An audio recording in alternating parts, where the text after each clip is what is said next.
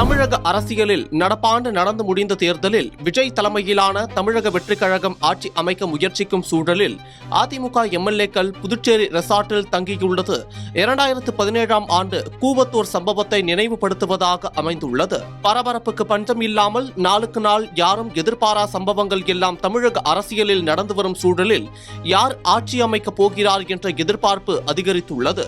தனி பெரும்பான்மை பெற்ற தாவேகா தலைவர் விஜய் ஆட்சி அமைக்க கோரி ஆளுநரிடம் உரிமை கோரியது ஒரு பக்கம் என்றால் 118 எம்எல்ஏக்களின் ஆதரவுடன் அதிமுக பொதுச் செயலாளர் எடப்பாடி பழனிசாமி ஆளுநரை சந்திக்க உள்ளார் என புதுவை அதிமுக செயலாளர் அன்பழகன் கூறியுள்ளது மறுபக்கம் என பெரும் பரபரப்பில் தமிழக அரசியல் உற்று நோக்கப்பட்டு வருகிறது.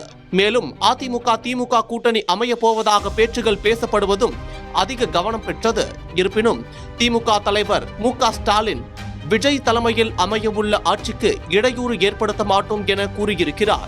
சூழல் இப்படி இருக்கையில் அதிமுக மூத்த நிர்வாகி சி.வி. சண்முகம் தலைமையில் அதிமுக எம்எல்ஏக்கள் புதுச்சேரி ரெசார்ட்டில் தங்க வைக்கப்பட்டுள்ளனர். தமிழக சட்டப்பேரவை தேர்தலில் எந்த கட்சிக்கும் பெரும்பான்மை கிடைக்காத நிலையில் தாவேகா ஆட்சி அமைக்க அதிமுகவிடம் ஆதரவு கோரப்பட்டதாக தெரிகிறது.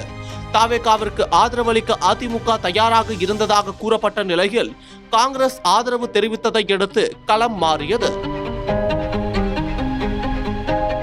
இந்நிலையில் புதுச்சேரி ரெசார்ட்டில் அதிமுக எம்எல்ஏக்கள் தங்க வைக்கப்பட்டுள்ளனர். ரெசார்ட்டில் புதுச்சேரி காவல்துறையினர் பலத்த பாதுகாப்பு பணியில் ஈடுபடுத்தப்பட்டுள்ளனர். செய்தியாளர்கள் மற்றும் வெளியாட்கள் உள்ளே செல்ல அனுமதி மறுக்கப்பட்டுள்ளதாகவும் தகவல்கள் கூறுகிறது. 2017ஆம் ஆண்டு அதிமுகவில் அதிகார போட்டியின் போது எம்எல்ஏக்கள் கூவத்தூர் ரெசார்ட்டில் தங்க வைக்கப்பட்டனர்.